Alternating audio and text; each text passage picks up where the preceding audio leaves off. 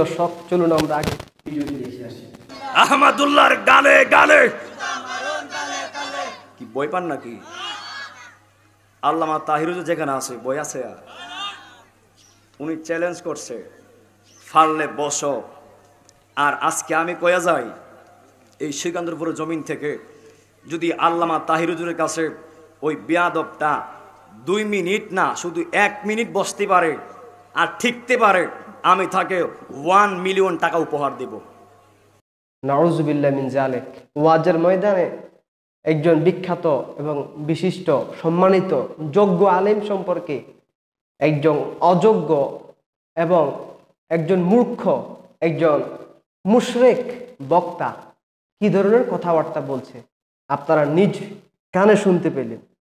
আর গিয়াসউদ্দিন তাহিরি কি বলতে চাই, তিনি বলল তিনি নাকি দাখিল আলিম ফাজিল কামিলের সার্টিফিকেট তার আছে, শায়েখ আহমদুল্লাহ দেখাতে পারবে না।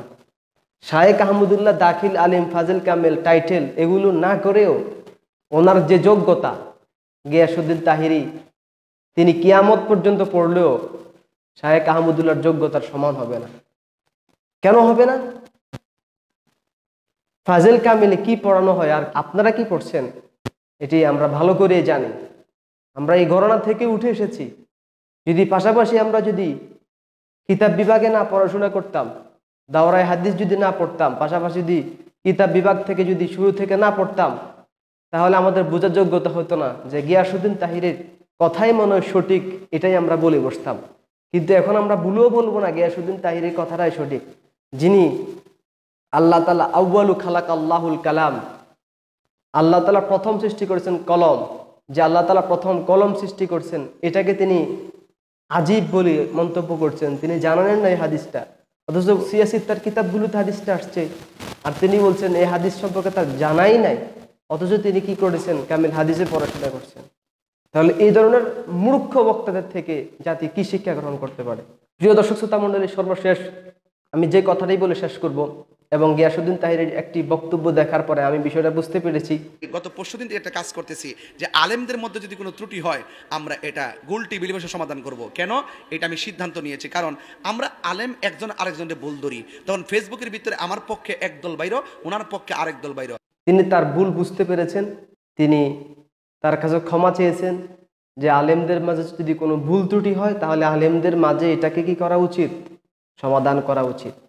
কিন্তু এই জ্ঞানটা তার আগে ছিল না, যতক্ষণ পর্যন্ত না এটা নাস্তিকরা, মুশরিকরা এবং বিধর্মীরা পর্যন্ত এটা কিনে ট্রল করবে না, এর আগে তার এটার চিন্তা ভাবনা করার দরকার ছিল। কিন্তু বর্তমান সময় দেখতে পেল তারই গণনার কিছু আউল ফাউল বাউল এরা এই গিয়াসউদ্দিন তাহিরের পেজকে ধারণ করে গিয়াসউদ্দিন তাহিরের আকৃতি, চেহারা, চুল, কণ্ঠ, সুর এগুলো নকল করে এখন তারা এই গিয়াসউদ্দিন তাহিরের পক্ষে কথা বলতে গিয়ে শায়েখ আহমদুল্লাহর বিরুদ্ধে আজে বাজে মন্তব্যগুলো করছেন।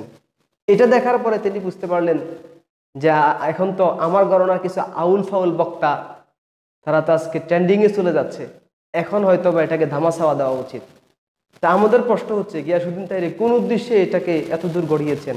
প্রায় 1 মাস পর্যন্ত একটা বিষয়কে নিয়ে তিনি মামলা পর্যন্ত গড়িয়েছেন, কোর্টে পর্যন্ত গিয়েছেন, এবং এটাকে নিয়ে গিয়াসউদ্দিন তাহির শায়েখ আহমদুল্লাহকে নিয়ে অযাচিত এবং মনে যা চাইছে তাই গালিগালাজ করছেন, যা মনে চাইছে তাই বলেছেন। কিন্তু আমরা দেখতে পেয়েছি চমৎকার আদর্শের প্রমাণ দেখিয়েছেন শায়েখ আহমদুল্লাহ। ইনি অন্য ঘরানার হতে পারেন, তিনি অন্য ঘরানার, ইনি বাহিরের কোনো আলেম হোক, বাহিরের কোনো আলেমকে আদর্শ গ্রহণ করুক, তিনি সালাফি হোক, তিনি আহলে হাদিস হোক, তিনি জামাতি হোক, তিনি কওমি হোক, তিনি যে ঘরানার হোক, সেটা আমি দেখতে চাই না। আমি দেখতে চাই তিনি যে আদর্শ গ্রহণ করেছেন এই আদর্শটাই রাসূলুল্লাহর আদর্শ।